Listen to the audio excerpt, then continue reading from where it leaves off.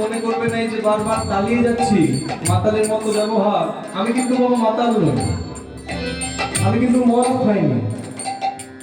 এটা একটা প্রকাশ, একটা আবেশ। আমি চেষ্টা করলাম যে চাপালের ভাবটুকু কেমন, মায়ের গান গেয়েছে কেমন ভাবে গাইছে সুরা পান করে। মদটা কিন্তু মাতৃপূজার একটা মাস।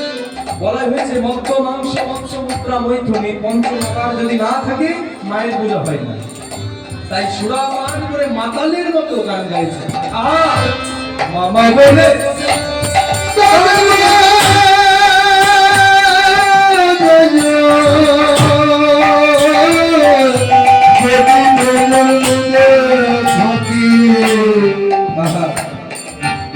কালো মে গান গেয়ে যা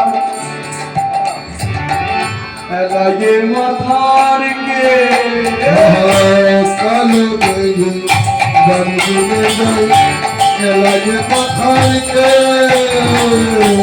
কালো গয়ে গান গেয়ে যা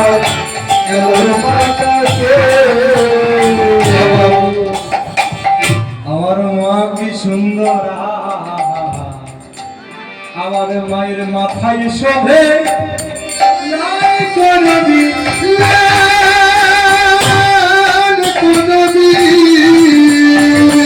আর কয়ে যাব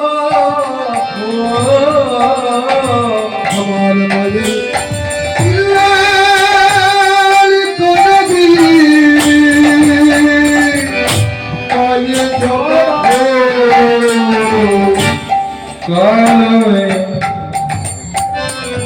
গান গেয়ে যা লাগে মাথার চোর কালো গয়ে গান গেয়ে যা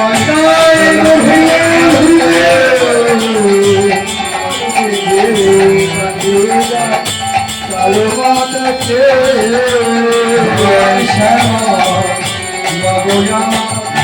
দেখি করে